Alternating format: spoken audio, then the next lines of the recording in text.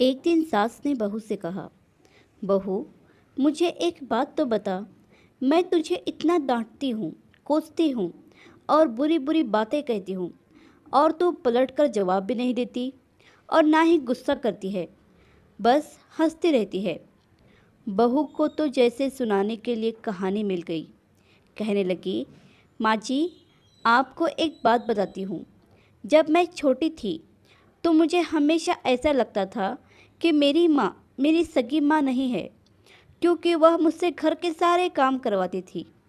कोई काम मुझसे गलत हो जाता तो मुझे डांट भी पड़ती और कभी कभी तो मार भी पड़ती। लेकिन माँ थी वह मेरी, मुझे उनसे डर लगता था। कभी कभी गुस्सा भी आ जाता, लेकिन मैंने कभी उन पर गुस्सा किया नहीं। यहाँ तक कि जब मैं कॉलेज से थकी हुई घर आती तो कुछ देर आराम करने के बाद तुरंत मुझे सारे काम करने पड़ते। फिर जब मेरी भाभियाँ आई तो जैसे मेरे काम और ज़्यादा ही बढ़ गए। होना तो यह चाहिए था कि बहू आई तो सारी जिम्मेदारियाँ उस पर डाल दी जाए, लेकिन मेरी माँ ने फिर भी मुझसे ही सारा काम करवाया। कभी कभी तो भाभीियों का काम भी मुझसे करवाए और कहती, कर दिया करो, कुछ नहीं होगा, तुम्हें ही आसानी होगी जब तुम अपने ससुराल जाओगी। मुझे बहुत गुस्सा आता कि माँ भाभीियों का काम भी मुझसे ही करवाती हैं और उन्हें डांटती भी नहीं। फिर मेरी शादी के 2 दिन पहले मेरी माँ ने मुझे बड़े प्यार से अपने पास बिठाया और कहने लगी, बेटा, आज तक समझना कि मैं तेरी सास थी।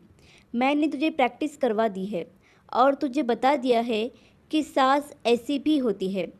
लेकिन अब तेरी शादी हो रही है तो आज से मैं तेरी माँ हूँ। बेटा, जब तुम्हारी सास तुम्हें कुछ कहे तो समझना कि जैसे मैं ही डांट रही हूँ। बस यही बात थी माँ जी, कि मुझे आपकी बातें बुरी नहीं लगती, क्योंकि मेरी माँ ने मुझे प्रैक्टिस करवा कर भेजा है। और आप तो मुझे उतना डांटते भी नहीं जितना मेरी माँ डांटा करती थी। इतना कहकर बहू हंसते हुए किचन में चली गई और सास सोचते रह गई, क्या सच में बेटियों की प्रशिक्षण ऐसे ही करना चाहिए। आशा करती हूँ कि कहानी आपको पसंद आई होगी। कहानी पसंद आई हो तो लाइक, सब्सक्राइब और शेयर करें, और इस कहानी पर आपकी क्या राय है हमें कमेंट करके ज़रूर बताएं। कहानी सुनने के लिए आपका बहुत बहुत धन्यवाद।